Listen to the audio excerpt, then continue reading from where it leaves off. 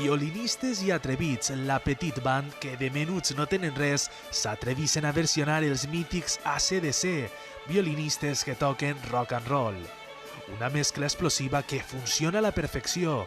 L'orquestra de Guadassuar arriba a la final del Festalent.